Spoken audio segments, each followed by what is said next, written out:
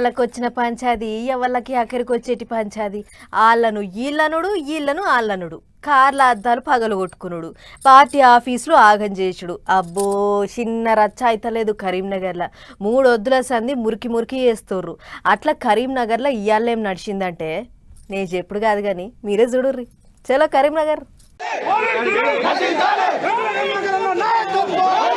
Right. Karimnagar లో call party వాళ్ళు బంద్కు పిలుపునిస్తే లీడర్లనే వాళ్ళని బయటికి రానియలే, బంద్ చేయనియలే. పొద్దుగాల మబ్బులనే లీడర్ల ఇండ్లను చుట్టుముట్టిలు, ఎవరి ఇంట్లో వాళ్ళనే ఆపేసారు. మాజీ మంత్రి గంగుల కమలాకర్ అన్న ఇంట్లోకించి బయటకు వస్తుంటే దర్వాజకానే తయారుకున్నారు పోలీసు వాళ్ళు బయటికి రాకుండా ఆగబట్టేందుకు.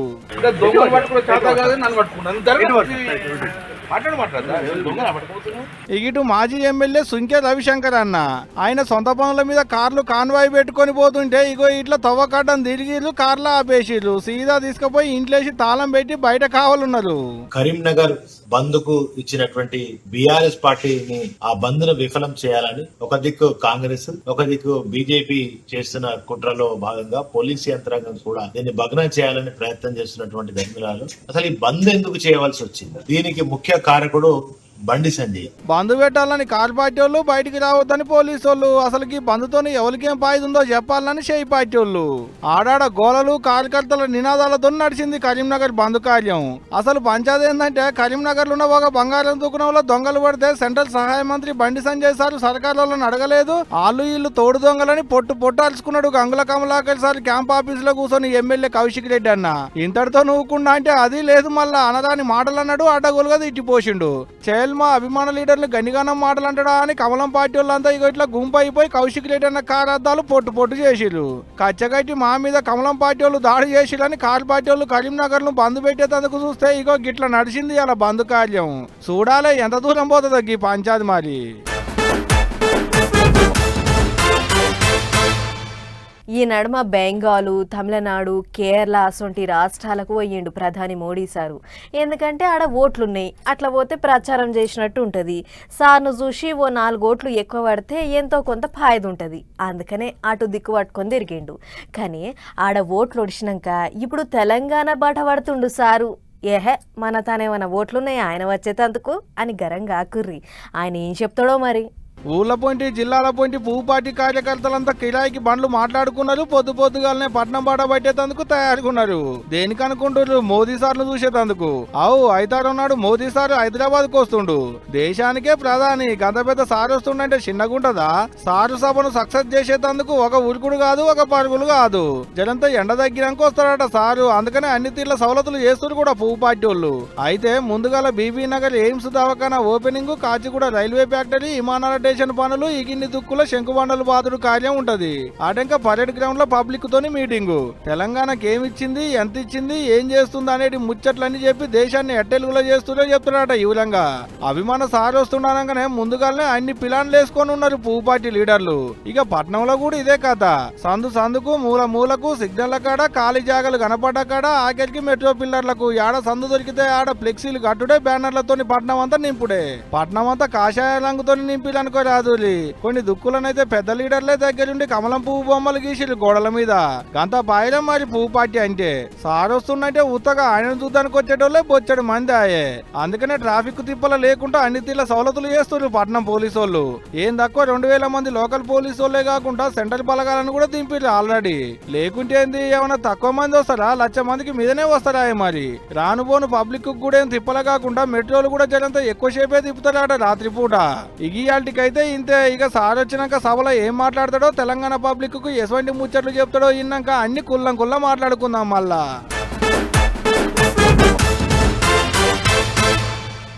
దేశమంతా ఎక్కడ చూడు ఇప్పుడు తమిళ రాజకీయ ముచ్చట్లే వినబడుతున్నాయి. ఎక్కువ సీట్లు వచ్చిన విజయ్ అన్న వాళ్ళను వీళ్ళను కలుపుకొని ముఖ్యమంత్రి అవుతాడు, కొత్త సర్కార్ తయారైతుంది అని ఆ రాష్ట్రం అంతా ఎదురు చూస్తుంటే అటు గవర్నర్ సార్ మాటలతోని కథ మొత్తం ఉల్టా పుల్టా అవుతుంది. మరి ఇప్పటికన్నా పంచాది తెగిందో లేదో ఒక్కసారి అరుసుకొని వద్దాం పారి. రైట్, మొత్తానికి అనుకున్నది సాధించిండు టీవీకే పార్టీ పెబ్బ విజయ్ అన్న. ముఖ్యమంత్రి సీట్లకు ఎక్కబోతాండి. ఇక మ్యాజిక్ ఫిగర్ 118 కావాలి కదా. అగో దానికి 2 ఎక్కువనే పట్టుకుని పోయి గవర్నర్ సార్ను కలిసిండు. సర్కార్ ఏర్పాటుకు పర్మిషన్ కోరితే సార్ సుత సరే అండట. అంతకు ముందు పొద్దు ఒక 120 సీట్ల బలం తీసుకొని పోతే ఉన్నట్టుండి కేరళకు పోతున్నా అని చెప్పిండట గవర్నరు. దీంతో అపాయింట్మెంట్ ఇచ్చినట్టు ఇచ్చి వెళ్ళిపోయిండు సారు. ఇకేం చేయాలరా దేవుడా అనుకుంటే వచ్చిన తోవల్లనే వెనుకకు మళ్ళీండు విజయన్న. మరి ఇంతలో ఏమైందో ఏమో, పోదాం అనుకున్న పని క్యాన్సిల్ అయిందని చెప్పి మళ్ళీ వెనుకకు వచ్చినట గవర్నరు. దీంతో విజయన్న 4వ పాలు పోయి కలిస్తే పంచాయతీ దిగింది. మొత్తానికి 107 సీట్లు వచ్చిన విజయన్న ఎట్లయినా సరే గవర్నమెంట్ ను తయారు చేయాలని చెప్పి మస్తు తిప్పల పడ్డాడు. కడుమ పార్టీలను బతిలాడి బామాడి ఎంత బుదిరకిచ్చినా సుతా వాళ్ళు అప్పటి మందం ఆనుడు తర్వాత నువ్వానుడు. గిట్ల 4 వద్దుల సంతి పంచాయతీ తెగదు ముడిపడదు. అట్లిగా ఆఖరిదలకు పంచాయతీ ఒడిచింది. చెయ్యి పార్టీ ఎర్రజెండా పార్టీ వాళ్ళు వీసీకే ఐయుఎంఎల్ అందరు కలిపి తలా 2 సీట్ల మద్దతు ఇస్తే మొత్తానికి సీట్ల బలం 120కి పెరిగింది. ఇంట్లో మద్దతు ఇచ్చిన పార్టీలు ఏదో ఒక మంత్రి పది మాకు కావాలని చెప్పి కండిషన్ పెట్టినాయట. వాటికి విజయన్న సుత సరే అన్నాడ. మరిగా ఎవరెవరికి ఏమేం పదవులు దక్కుతాయో ఏమో గాని ఓట్ల ఫలితాలు వచ్చిన కానుంచి దేశమంతా తమిళ రాజకీయాలు దిక్కే చూసింది. అట్లిగా మొత్తానికైతే పంచాయతీ అయితే దిగింది. మరిగా ముఖ్యమంత్రిగా విజయన్న ప్రమాణ స్వీకారం ఐతారం అవుతుందో సోమవారం అవుతుందో చూడాలిగా.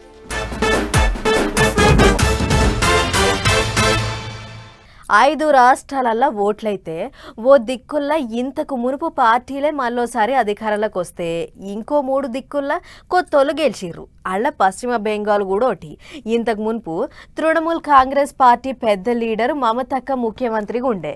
ఇప్పుడు ఆడ పువ్వు పార్టీ ఎలుగులయ్యింది. గమ్మత్ ఏందంటే ఆమెను ఓడించిన ఆయననే ఇప్పుడు ఆడ సీఎం కుర్చీలకు ఎక్కింది.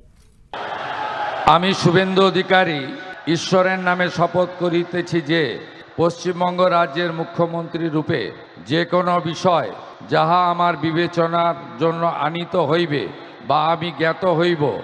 రైట్, ఇక పశ్చిమ బెంగాల్ సీఎం ఈయనే ఇప్పటి సంది. పేరు సువేందు అధికారి.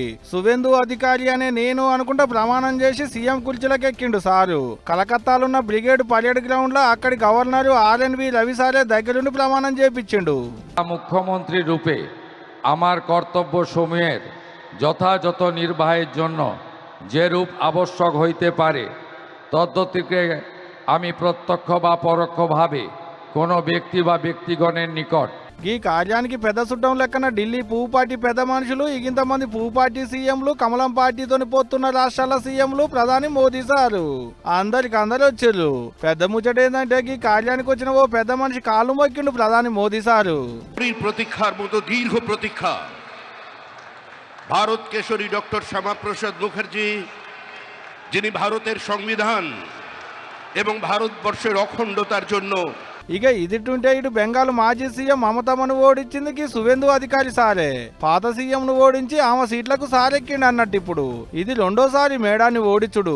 గమ్మతేందంటే మొదట్లో తృణమూల్ కాంగ్రెస్ పార్టీలోనే ఉండేటోడు. ఓ పాలి మమతమ్మ ఏలుబడిలో మంత్రిగా కూడా చేసిండు. అటెంక ఆమె మేనలుడు అభిషేక్ బెనర్జీతో ఆయనకు వడక అండ్లకేంచి బయటకు వచ్చిండు, పువ్వు పార్టీలో షేరికైండు. అట్టిప్పుడు మమతమ్మను మల్లో పాలి ఓడించి సీఎం కుర్చీలకు ఎక్కిండు అన్నట్టు. మరి చూడాలే ఇక ఈ 5 ఏళ్ళు సార్ ఏలుబడి ఏ తారీఖులో నడుస్తుందో అనేది రేపు.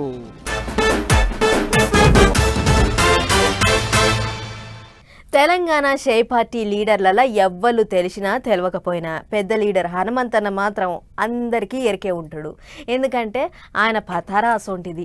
ఏడిపోయినా కూడా తనదైన స్టైల్లో మాట్లాడుకుంటా అందరినీ ఖుషి చేస్తుంటాడు. అగో అసొంటి హనుమంతన్నకు ఏం ఆపతొచ్చిందో ఏమో, ఇంటి ముంగట ధర్నా చేస్తుండట.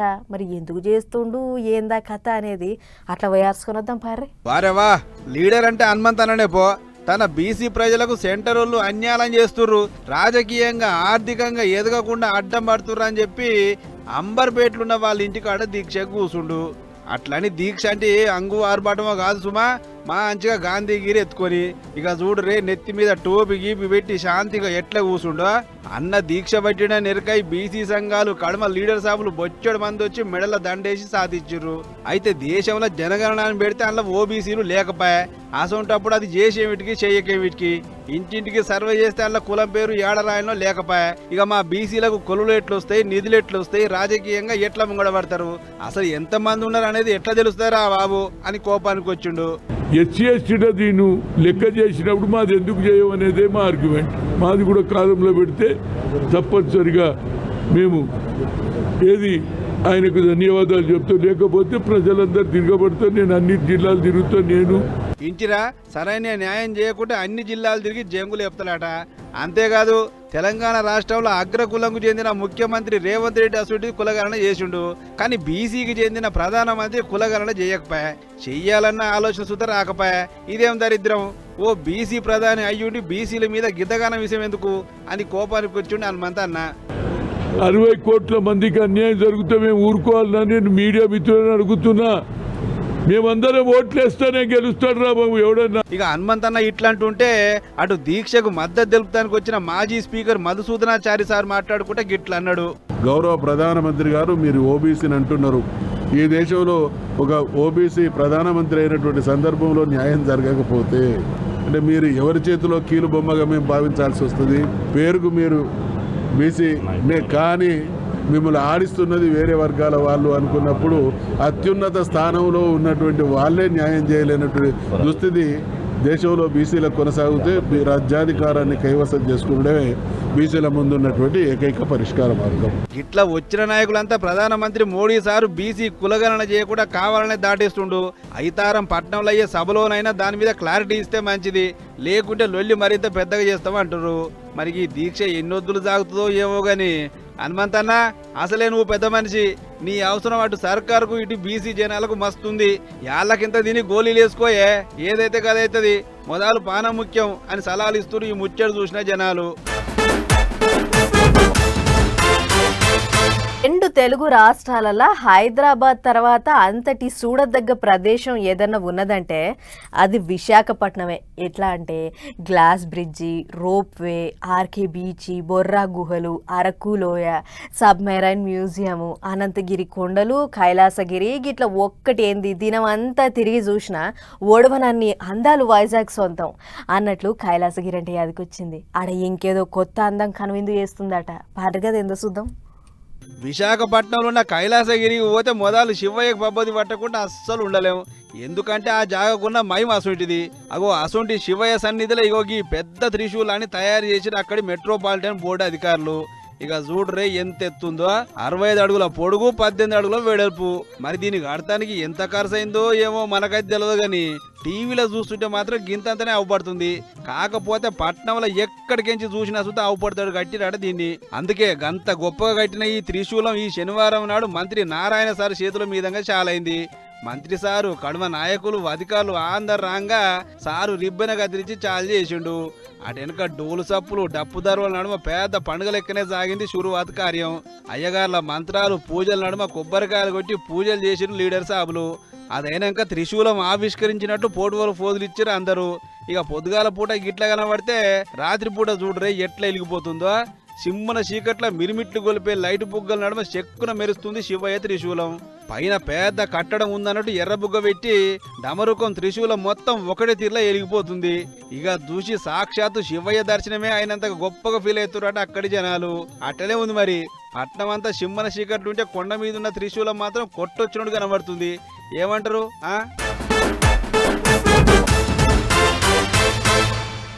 వానల పుణ్యమా అని ఎండదేవుడు దయదాల్చిండు గాని లేకుంటే ఈ పాటికి నెత్తులు వల్గ ఎండగొట్టాలి. ఇప్పటికే ఎండలకు దడుచుకొని నడిచిపోయేటోళ్ళు ఎట్లాగో బయటకెళ్తలేరు కానీ ఎటొచ్చి బైక్ల మీద పోయేటోళ్ళకే అసలు గోస. ఏదన్నా పని ఉన్నదని బండి తీస్తే పాపం సిగ్నల్ల కాడ ఆగితే పెద్ద పర్షానే ఉంది.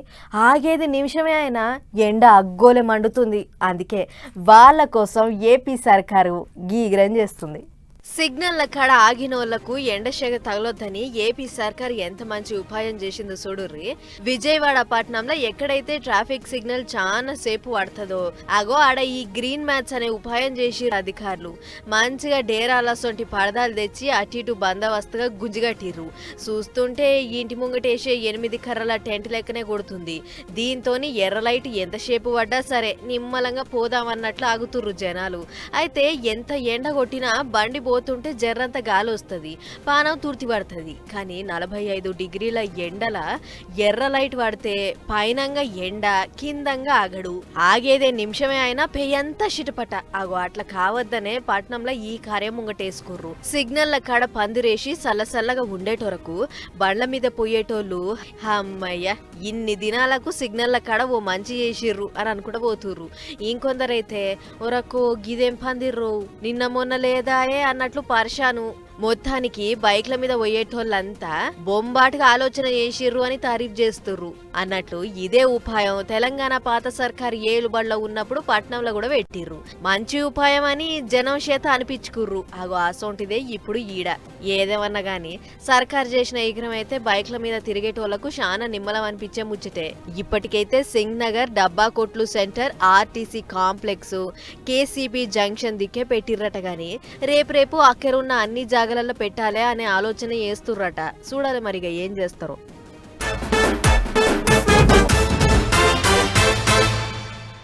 మామూలుగానే పెద్ద రోడ్ల మీద టోల్ గేట్ల కాడ ఫుల్ ట్రాఫిక్. ఇక అదే పండుగలో పబ్బాలో అయితే అంతే సంగతి. ఎంత లేదన్నా గంటకు మీదనే పడుతుంది టోల్ గేట్ దాటాలంటే. ఎందుకంటే స్కాన్ చేయాలన్నాయే, డబ్బులు కట్ కావాలన్నాయే, బండి ముంగటికి పోవాలన్నాయే, మళ్ళీ అంత పొడుగుతోని లైను. ఇక బండి ముంగటికి కదలేదు ఎప్పుడు చెప్పుర్రి. గింత తిప్పలైతుందనే ఇక ఇప్పటి సంది ప్రయాణికులకు అసొంటి తిప్పల కాకుండా ఉండేటి ఇగ్రం చేస్తుర్రు ఏపీ సర్కారోళ్ళు. పౌతూ హైవేల మీద బండ్లేసుకొని తిరిగేటోళ్లకు అదిరిపోయేటి ఆఫరు. ఏందనుకుంటున్నారు, టోల్ గేట్ల కాడ ఆగే అవసరం లేకుండా రయ్య బండ్లేసుకొని ఉరికేటి ఇగలం చేస్తున్నారు ఆంధ్ర గవర్నమెంట్ వాళ్ళు. అంటే టోల్ గేట్లు లేకుండా చేస్తారా, లేకుంటే ఉన్న పైసలు వసూలు చేయరా అనేది. టోల్ గేట్లు ఉండేదే బరాబర్ పైసలు వసూలు చేసేటిదే. కాకుంటే బండ్లాపుడు ఉండదు, స్కాన్ చేసుడు ఉండదు, స్కాన్ కాలేదని ఆలస్యం అవుడు ఉండదు. అట్టెట్టా అంటే దానికి కూడా లెక్క ఉంది. ఆలతాన 150 కిలోమీటర్ల రోడ్డు మీద బండి ఉరికినా బండి నెంబరు, ఫాస్టాగ్ స్కానర్లు, ఫోటోలు కొట్టేటి కెమెరాలు పెడతారట టోల్ గేట్ల కాడ. ఇంకేముంది, ఆటోమేటిక్ గా కెమెరాలే ఫోటోలు కొడితే పైసలు కటింగ్ చేస్తాయి. హైదరాబాద్ బెంగళూరు హైవే మీద ఆంధ్ర ఏరియాలో 3 దుక్కులు చేస్తారట ఇటువంటి సౌలతు. హైదరాబాద్ నుంచి బెంగళూరు పోయేటితో వల్ల నేషనల్ హైవే 44 మీద కర్నూలు జిల్లా అమకతాడు, అనంతపురం జిల్లా కాసేపల్లి, శ్రీ సత్యసాయి జిల్లా మారూరుకి 3 దుక్కుల టోల్ ప్లాజాలున్నాయి. మొదలుకి 3 టోల్ ప్లాజాల కాడకి కొత్త ఉపాయం చేస్తారట. అడంకాడ పనితనం చూసి అన్ని దుక్కుల్లో ఇదే ఉపాయం చేస్తారట. అంత మంచిగానే ఉన్నది కానీ ఒకళ్ళ బండ్ల మీద ఫాస్టాగ్ లేకపోయినా ఉన్న దాంట్లో పైసలు లేకపోతే ఏంది కథ అంటారా? దానికి కూడా లెక్క ఉంది. మళ్ళా నెంబర్ ప్లేట్ ఫోటో కొడతారు, ఇంటికి పైకంతో నోటీసులు పంపిస్తారు. 3 వద్దులగా పైకం కట్టకుంటే డబల్ ఆఫర్ ఉంటది. అంటే డబల్ పైకం వసూలు చేస్తారు అన్నట్టు. ఇక ఇన్నారు కదా అన్నలో, మీ ఫాస్టాగ్ అకౌంట్ లో ఎప్పటికీ పైసలు ఉంచుకోరి. ఎవరు చూస్తారు, చూసినా మామూలు ఏం చేస్తారని మోర్దోపుగా ఉడికితారా అంటే అడంక ఒట్టి పుణ్యానికి దండగల పాలవుతారు. ఏం చెప్తున్నా.